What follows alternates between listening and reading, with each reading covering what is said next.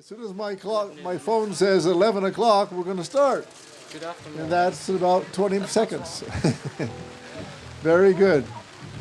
Well, I'm to tell you, welcome. Good afternoon. We're glad the Pathfinders came to Maivaden for this Camporee. Oh, we're glad that you folks on the virtual are here too. They're probably not there yet, but I'll talk to them a little bit later. 11 o'clock, it's on. So welcome to you. As we come to our Sabbath school time this morning, we're going to enjoy that time. The musicians are up here. They're just chomping at the bit, ready to start. And I hope you're ready to sing with them. We want that to happen. And for you folks on the virtual Pathfinders that are here virtually with us, we're glad you're here too. And we pray that you will be blessed by watching and joining in with us, because you belong to us as well. So this morning we have one little announcement. If anyone has brought anything for the children's disaster kits, we have a table in the back to receive those items, and we need to have those together for this afternoon when somebody's going to be putting those together. So please do that. So welcome to Sabbath school. Those are here and those that are here virtually. Let's go. We were just saying the rains came down and the floods came up, right? Mom.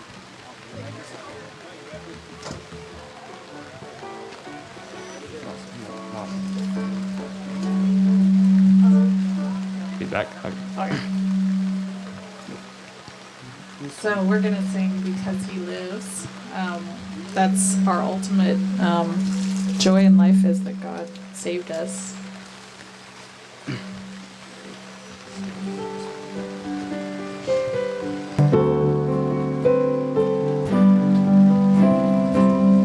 God sent His Son. They called Him Jesus. He came to love, heal, and forgive. He lived and died to buy my pardon. An empty grave is there to prove my Savior lives. Because He lives, I can face tomorrow. Because He lives, all fear is gone. Because I know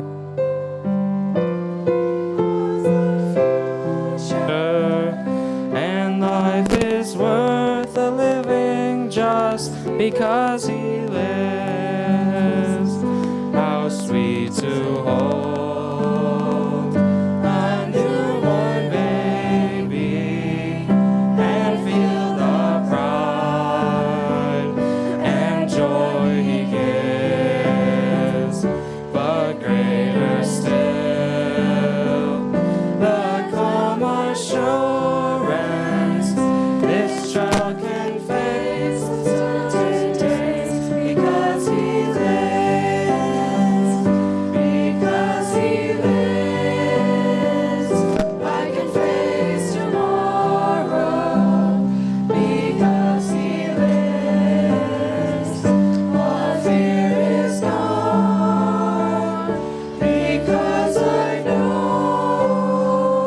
He holds the future, and life is worth the living just because He lives.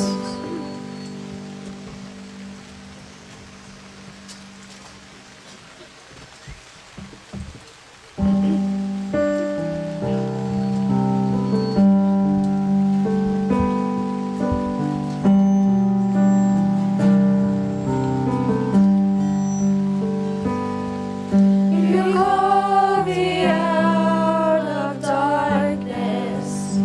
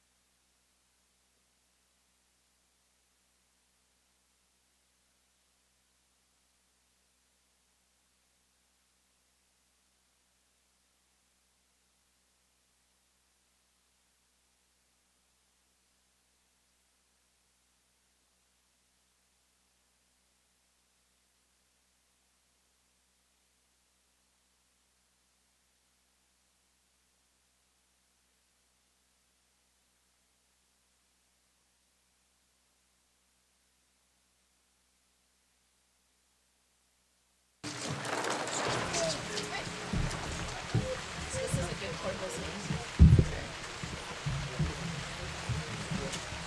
morning, happy Sabbath. Can you hear me? Good morning, happy Sabbath. My name is Christina, and I'm from Wenatchee, Apple Valley. This is Tobiah from Apple Valley, and this is Noel from Brewster, and Jonathan from Brewster. Pathfinder's attention. Parade rest. Prayer attention.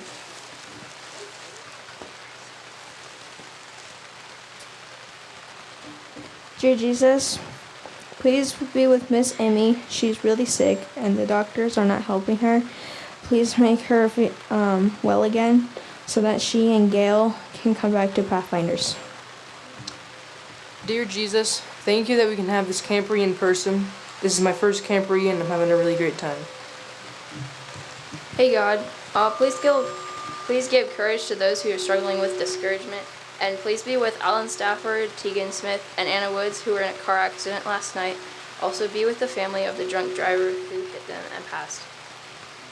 Dear Jesus, please help the fires to go out and the smoke to go away. Dear Jesus, please make us willing to serve you in any way we can. Amen. Pathfinder's attention. At ease, seats.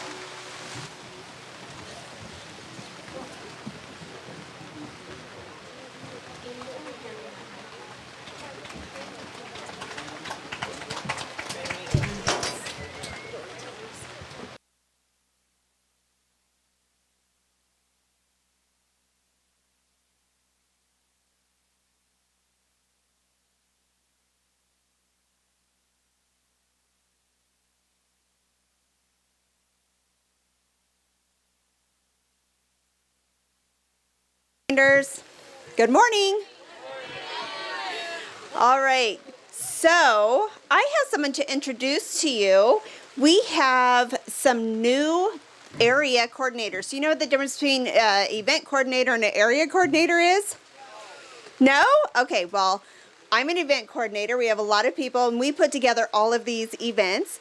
And then we have area coordinators, and those are the coordinators for your area.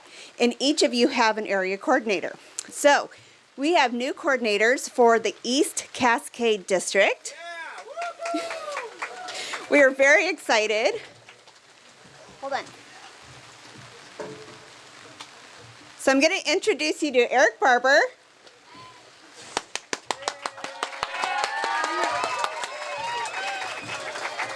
Eric holds many, many, many hats, and one of them is a volunteer firefighter, and he's going to talk to you guys this morning. So thank you, Eric. All right, good morning. Can you hear me through all this? Yeah. Awesome. I'll be taking this off in just a moment, but, you know, I heard that there was a virus I should wear my mask for. I think I might be okay, though. I hope you guys are, and I apologize if that's a bad joke, but, you know, I had to take advantage of it for a second. If any of you have ever or never seen a firefighter in their combat outfit or their turnout gear, I thought I'd share a little bit about it with you. I'm going to shed some of this stuff, but first of all, these are the best barbecue gloves you could ever have. Sometimes if I'm barbecuing, I'm like, you know, I think I'll get my turnout gloves because you can be really close. Great insulation in these things. These helmets are a very important part of the protection that firefighters have. This hood right here is called a Nomex hood. Nomex is a fabric that does not burn. It's very, very good for keeping your skin from melting, but you don't want to be close to fire no matter what. But you can be in several hundred degrees with an outfit like this. This mask that I'm wearing would normally be coupled with an SCBA, which stands for Self-Contained Breathing Apparatus. It would be a backpack, kind of like a scuba diver wears, quite a bit different though, and a tube would be coming through here and it would attach right inside of here. And they're pretty fancy. When I first got involved in the fire department, when I was probably a senior in high school as a volunteer, and then I did it through my early college years, the equipment was quite a bit different. Now, I've only recently gotten reconnected to the fire department again. I got to a point in life where I said, hey, I'm around home a little bit more. I think I'll get reconnected. And as I got reintroduced to some of this stuff, these things even have head-up displays in here that will show you a little writing across your screen so you know how much air you've got. Firefighting is a really, really neat group of people. And I think about Pathfinders a lot when I think of the firefighting gear, because even on September 11, there was a really neat event in our community where we were honoring that 20 years ago, a lot of firefighters gave their lives, as well as police officers and other service people.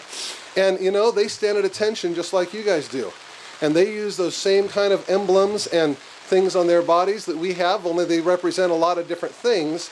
If any of you guys are ever thinking of a really exciting career in protecting people, it's a neat thing I would recommend for everybody. But I want to tell you, I'm going to take off this Nomex hood real quick because it's kind of warm. I'll tell you guys a story real quick about when I was first a firefighter. I'm going to put my glasses on so I can see you a little bit better. There we go. The year, I don't know. Fortunately, there's other Pathfinder leaders here. As one of them I know would say, he would say I'm young. I'm looking at him right now. He's not that old himself. But the year was 1992. Feels like a while ago. I was a sophomore, my sophomore year in local community college. I also worked as a ski patrol during the winter, another really fun job. And we would always do our ski patrol practice in the fall. Weather kind of like this, maybe not rainy. By the way, I want to tell you guys on a side note about rain, one of the neat things for you who are the first time at a Camporee and you're experiencing this weather, this is what makes these events memorable. I don't remember the perfect weather Camporees, the few that we've had, okay? Some of the fairs, they're a lot nicer because the weather's good. I remember a few really hot ones in Walla Walla, but the balmy weather ones, you forget quickly. It's the ones that have names like Mushy Meadows. Anyone know that one? Yeah. I was talking to someone else about Wish Poosh. You know, some of those that, like this, you'll never forget this. So this is a cool thing. Well, in the fall, the ski patrol do a lot of their practicing before the ski season begins, and one of the favorite ones is the chair evacuation practice. Because if the chair were ever to shut down and there was lots of people on it, you've got to know how to get ropes over the cables and bring people down off the chair safely. So that Sunday morning, I went up to the mountain to practice our chair evacuation practice. As we finished our chair evac practice, I was driving down from our ski area in Wenatchee. And this is going back a ways. We had these things called pagers. I know you guys don't know what they are, but they're like a pre-cell phone. And they just gave you words across or a voice through them. And my pager started to pick up these scratchy sounds, and I started to pick up the fire department frequency, and I started to hear something about a 3-alarm fire. Now that means this is a very advanced fire. It starts out with a 1 alarm, 2 alarm, 3 alarms. And when it gets to that stage, it's big enough that they're calling in resources from all over the place. Wenatchee was calling in the Cle Elum Fire Department, the Ellensburg Fire Department. Moses Lake was on their way. I believe OMAC might have been sending crews down. This was a wildfire that started up near the airport in Wenatchee because there was a telephone line or an electric line that was dropping sparks every half mile on an extremely windy day. And of course, as soon as those sparks hit the dry wheat field area, they were just taking off, and it was growing so fast they knew we need a lot of people to get this under control. And as I drove further down the mountain and I was hearing what was going on, I started to see the smoke. Now fortunately, I would carry my bag in the car for things like that. So I thought, okay, we're just going to go straight from ski patrol practice right across the river and up to the airport, where I got put in with a crew in a fire truck. Now the fire truck for brush fires is a little different. It was like an F350 or an F450 with a 300-gallon water tank on the back and 1-inch booster line. And we would go 4-wheel driving out in the wheat fields, which for firefighters, they're a pretty cool group of people. They look forward to this kind of stuff. And we were excited. We were going 4-wheel driving through somebody's wheat field. I mean, what can be more fun than that, right? And putting out fires. And so we were out doing our thing. We put out our section of fire, and then we were told, hey, you need to go over to this other section, and they gave us directions, and we went over the hill, and there was another fire engine there doing the job. And so we called in they explained, oh, there's been some miscommunication. Why don't you come down to stationing, which was the parking lot at the airport? We were so disappointed. We thought, oh, we've got to go from four-wheel driving up in the wheat fields to down to this parking lot to see where they want to reassign us. Well, we had hardly turned off the fire truck and sat there when we started hearing a different sound going through the pager, the radio. And all the fire resources were over in East Wenatchee. They had left 1 or 2 fire trucks on the other side of the river, and they had gotten called to another fire. Now, language that's used on public radio systems or fire radio systems, there's rules like be very careful of your language. The firefighters that responded to this fire were not very careful for their language. We were hearing things you shouldn't hear over a radio, but they were saying, hey, we've got 1 roof of a house on fire. Oh no, there's 2 roofs on a fire. Oh no, there's 3 or 4. We need help now. And our lieutenant came running across the parking lot and he said, go to Wenatchee now, go. And we quickly turned on our Ford F-350 or F-450 brush fire truck to run over to house fires. Now let me explain the difference here.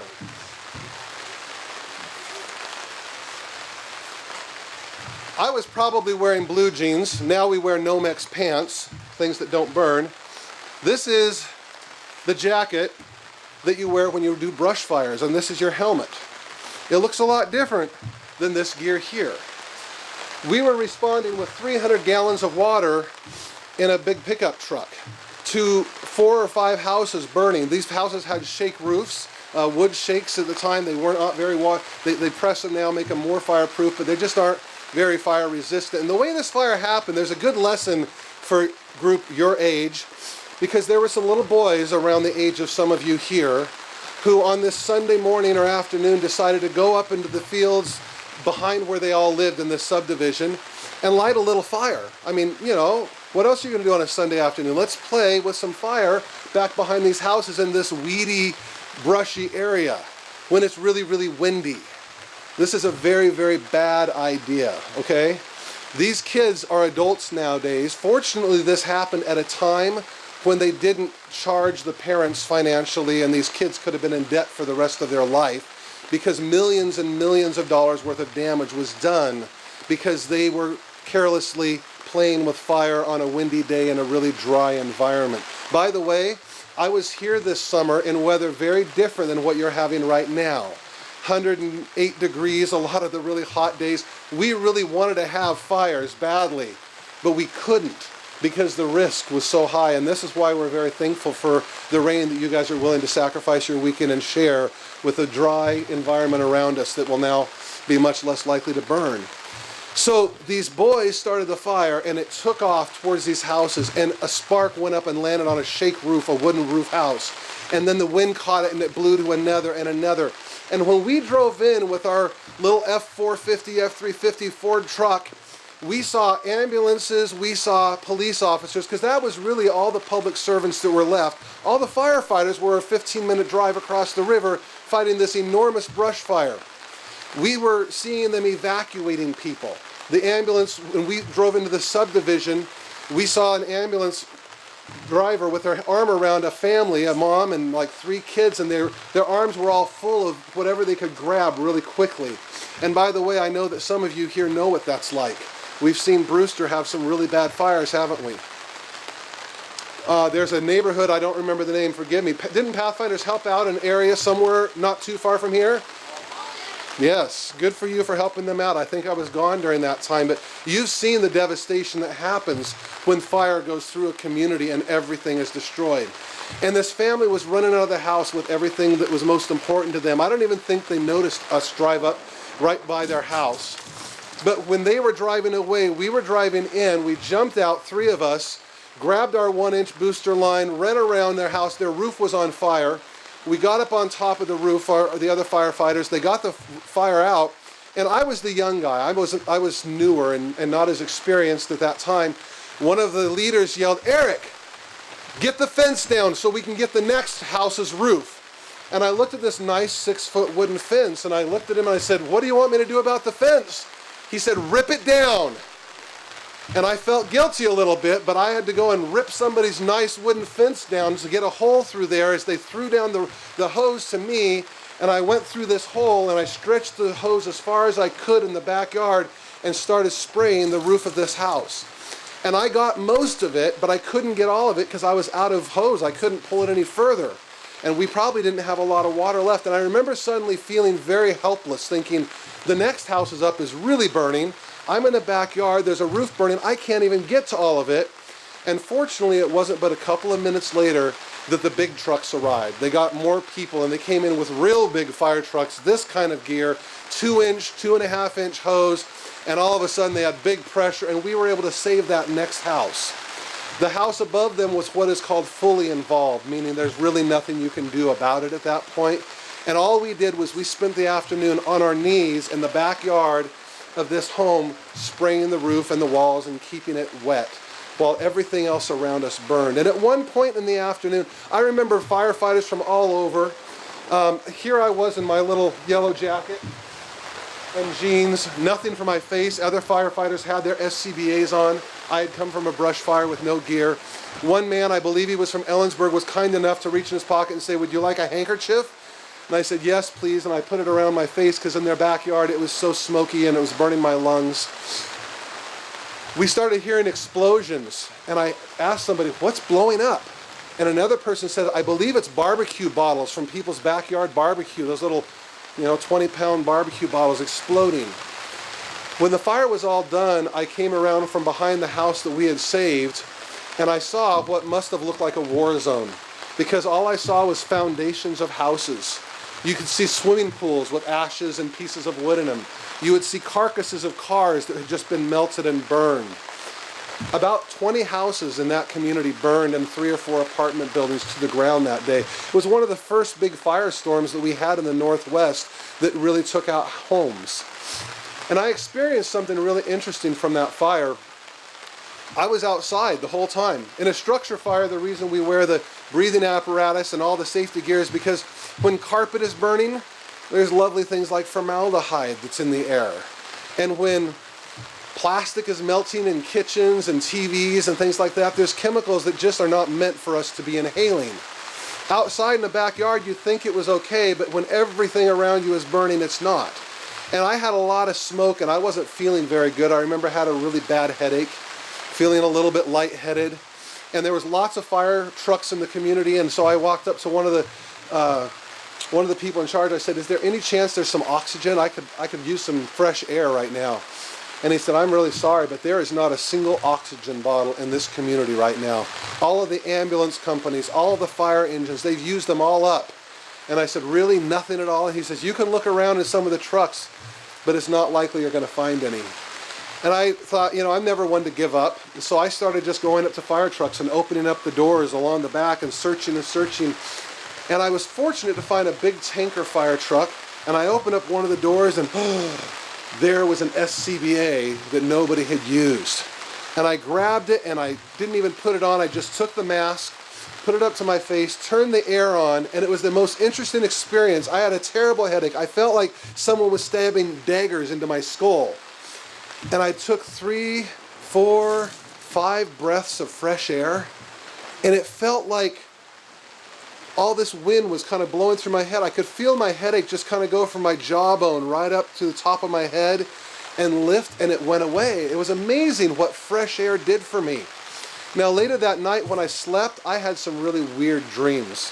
Like, I remember things dancing in the sky with lots of different colors. I've never done drugs in my life, but I can only imagine that maybe that's what people experience. It wasn't a good thing for me. I woke up the next morning sick to my stomach, all sorts of bad things that I breathed. But the reason I talk about that part is I think about air. Right now, you guys are breathing wonderful fresh air. It's being washed by God. All this water coming down through the air is cleaning up all the contaminants and the dust and everything that's in there. And it feels really good. We can suck it in and it's just nice and pure. When I got that fresh oxygen from that bottle, what it did for me was so miraculous. I've never forgotten that. And I think of, what would you say of the 3 people in the Godhead most represents the air? God the Father, Jesus, or maybe the Holy Spirit, right? We don't see the Holy Spirit. He's not figure that we have Bible stories of him walking around the earth healing like Jesus, or up on a mountaintop in a fire like God when he was giving the commandments to Moses. It's this thing we can't see, but we can feel it, right? I mean, can you feel the air breeze through coming here? Sometimes it doesn't feel very good. I see some of you are shivering a little bit. But let me tell you, it feels good to have fresh air. And we can feel the wind and we can see what it does. And the Holy Spirit, what he does in our hearts, in our lives, throughout our communities and our country is huge. It's as real as anything can possibly get. And the way it can cleanse us and make a huge difference in our lives is beyond imagination. So I think about that a lot. I was at a fire just a few weeks ago, a mile from my home. And it was exciting to be back in the fire department again because being that close to my house, somebody decided to put a culvert in the ditch on a Sunday afternoon. They were working for the community and they were welding the pieces together, a really bad idea. And a spark from that weld jumped over to a really dry part and the fire just took off. And it was another fire, like they brought in the airplanes and all sorts of stuff. What was really fun about that fire was now, instead of an F-450 or an F-350, they still use some things like that. But my fire truck I got put on was a Hummer. You guys know those Hummers like the military has? This wasn't like an H3 Hummer that you can buy, you know, that was really popular a few years ago. This is the kind that used to be over in Afghanistan or Iraq maybe, and they came back and the military liquidates them and fire departments get them and they re-outfit them. And they're not very comfortable, I'll be honest. There is very little leg room. Thank goodness I don't wear these boots. I have another different boot. I can still barely get my size 12 feet inside of that thing. I have to turn it sideways. But we did some of the most amazing four-wheel driving in that Hummer, side hilling, loose dirt, getting to places you couldn't get to in any other vehicle to get to this fire, while the helicopter flew overhead dropping water, and we watched big DC-10s dropping red retardant across the area. But what you guys do for the community, and I know there's a lot of people here who have been really blessed by it, when people are destroyed and have everything they own lost to it, it makes an impact deeper than you can imagine. So I'm done talking about fire with you guys. Just take what you learn. If you ever get a chance to get involved, you can volunteer when you're older with your local community, and it's a really neat group of people. And what's really cool about it is the witness, kind of like our pastor was sharing with us. I love firefighters, but they're kind of like the people that our pastor was telling us sometimes, where afterwards they all go, hey, let's go to the bar. Let's all go have a drink. And I personally enjoy going along with them and drinking my root beer or my glass of water, and the witness and the impact you can have just being there and having a relationship with that group of great people in our community is huge. So thank you guys. Have a great Sabbath.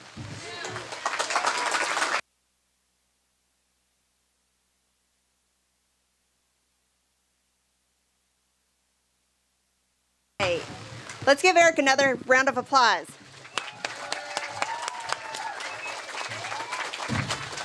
All right, woo, it is wet and it's chilly, but we have one more thing for you. So we have another coordinator that's also a pastor, and he's my dad. Do you guys know Pastor Larry Mays? Who knows Pastor Larry here? All right, so I'd like to introduce my dad. This is Pastor Larry. He was also a club director when he was a pastor. Let's give a hand to Pastor Larry.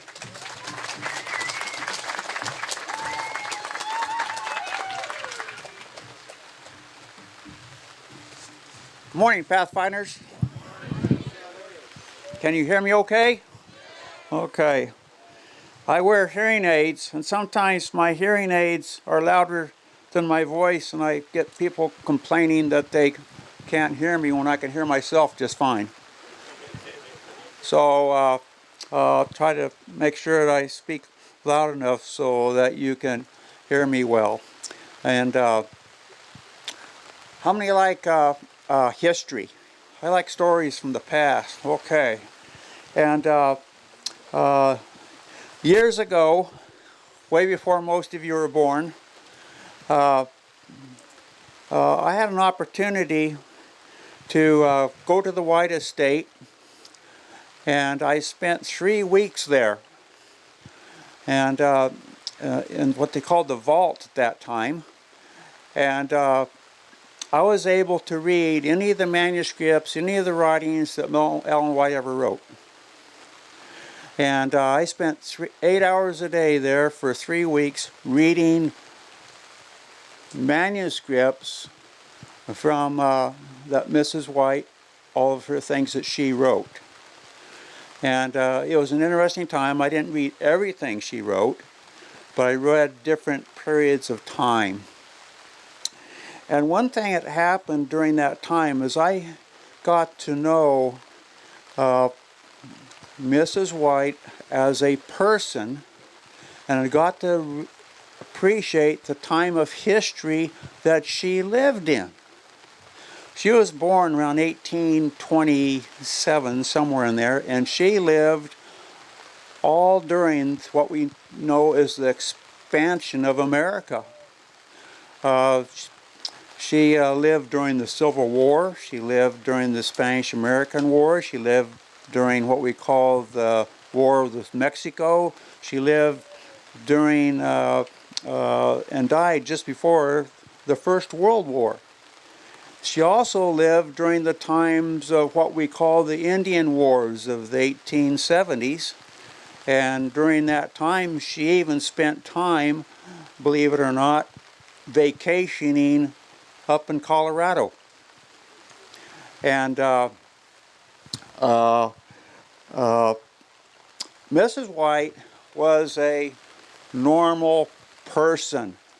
Sometimes when we talk about Mrs. White and her visions and her prophecies and so forth, we sort of hold her in awe and think of her as someone riding on a cloud and never experiencing real life. But she did, especially in her early days. You know, she did a lot of preaching and a lot of traveling, but you know what she also did? She raised 3 boys. And she also raised 2 great nieces, and those boys were typical preacher's kids. Okay? And they would get in trouble, and they would have to be disciplined and be yelled at, and just like any other kid. And Mrs. White was a typical mother, getting on their case and making them mind and making them do their chores. And of course, she had to do the washing too, but she didn't take her washing and just throw it in the automatic wash machine and let it all wash by itself. She had to take her clothes and put them in a wash tub and on a washboard and wash all the clothes by hand. She had to do that. She had to do the cooking, and she had to take care of the house and clean her house, and she had to discipline her boys and raise her boys and her great nieces that she had in her house. And she was just a busy lady, and not only that, she had to write messages from God.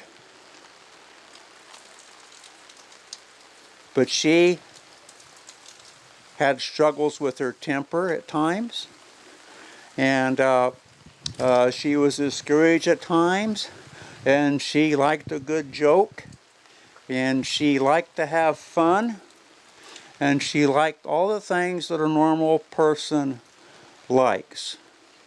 I read one letter that she was really, really upset about, an event that she wrote about. She was really discouraged and she was really upset.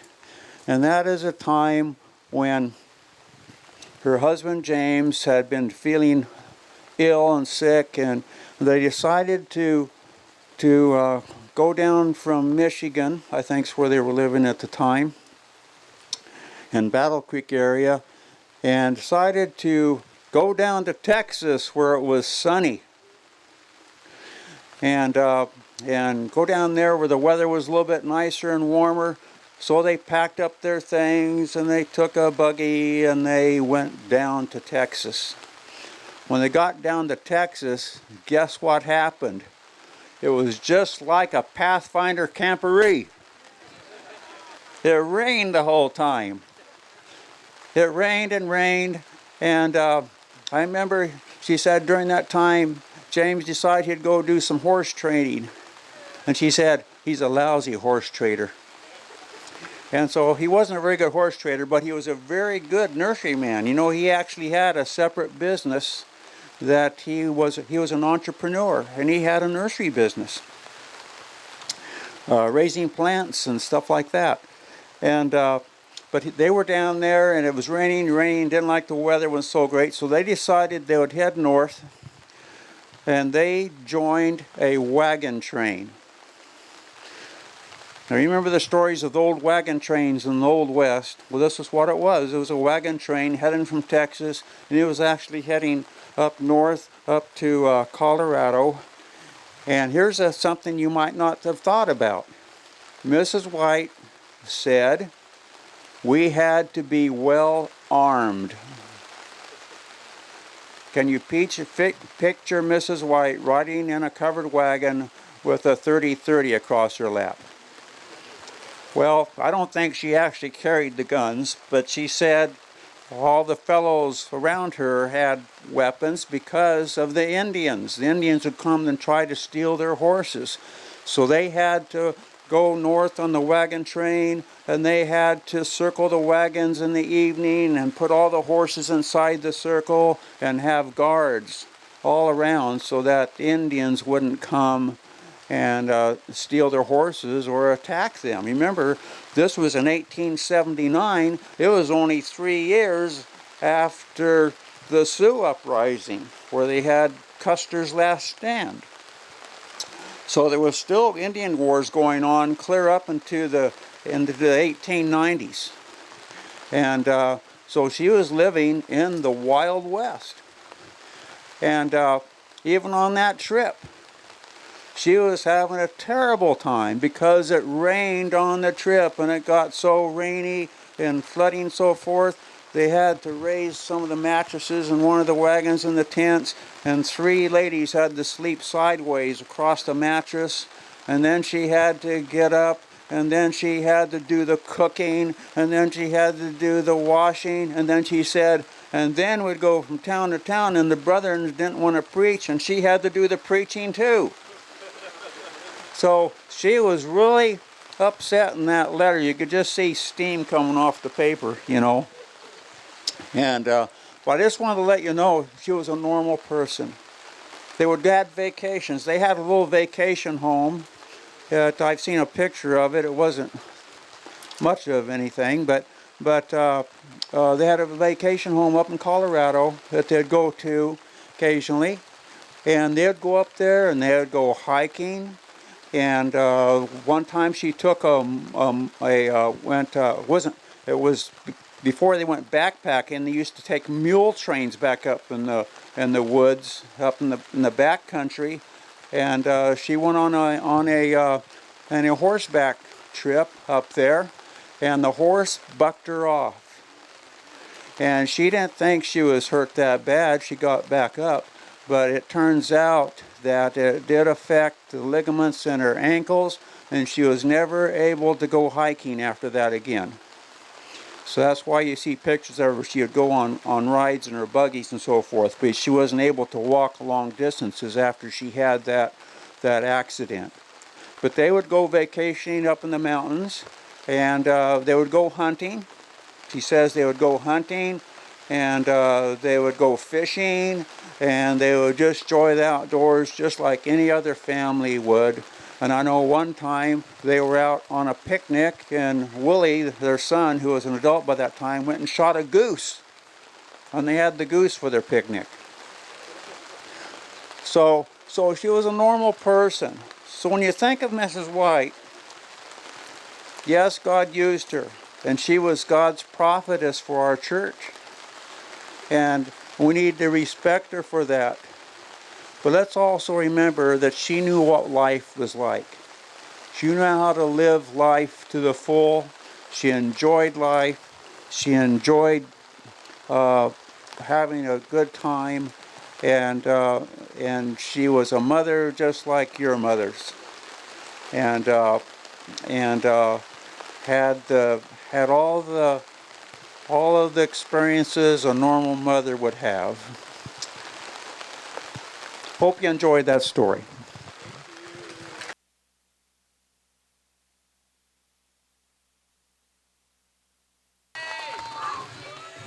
Well, thank you, Pastor Larry. It's fun to hear those stories, and actually that story is probably one of my favorite stories from the life of Ellen White. Yeah, when he says there's steam rising off the page of that letter, she was hot. In fact, if I remember correctly, she got so angry this story ended with her telling James, "I'm taking the train. You can do what you want. I'm out of here." That happened somewhere in Nebraska, if I remember correctly. So, yeah, in Kansas, yeah. So she did not finish the trip to Colorado. So that concludes our Sabbath school time. How many of you enjoyed the stories today? Some great stuff. If you brought things for the children's emergency kits and you haven't made it to the table back here, you can do that now or between now and our afternoon activity. So our next appointment is going to be 2:30, and I think we're going to meet here. Now, here's the deal. 2:30, this is your club time. So if you want to be a part of some round-robin activities, we've got some things. Probably we're calculating that'll take about 2 hours if you do that. So you can come be a part of that and meet us here at 2:30. Here's what we've got. We've got some round robin activities, and then we're going to also bring out the materials for these children emergency kits, and somebody's going to stay here and pack those. So we've got some options for you. And if you want to participate in those options, you can be here at 2:30. If you want to go for a hike in this amazing northern Idaho weather, go for it. You're not going to get any wetter, some of you, than you already are. And by the way, if we had a trophy, we would give it out. I had the privilege of being right there as one of these tarps dumped directly on one of our teens here earlier today. It was a lovely sight and an incredible hit. So anyway, thank you, Oliver, for that moment. That was fantastic. So 2:30, if you want to participate in some of the afternoon things that we're planning, you're welcome to be here. I'm seeing a wave in the darkness. Oh, yes. Thank you, Amy. So you're going to be really excited about this today. So be excited with me, Sandpoint. Thank you. All right. So we have hiking maps for hiking. There's a ton of trails here at Camp Miveden, and they have developed maps. And for those of you that are high-tech, you can actually scan a QR code on your map, and it will track your hike. I don't know that it will track the precipitation that occurs during your hike. That's up to you, which means you can tell a really great story. So anyway, if you want to participate in activities, be here at 2:30. Otherwise, it's your time, and then the next thing after that would be supper, and then back here for our evening meeting. So that's kind of how the day is going to go. You can be in charge of that. Live stream viewers, we hope the weather is as awesome where you are as it is where we are, because it's amazing here. We are having a great time. Are we? Pathfinders, let them hear you. Yep. I think it's official. We're having a good time. It is Pathfinder weather, and we are loving every minute of it. So, about that snow, no, we're going to skip that. So, Pathfinders, you are dismissed at the direction of your directors.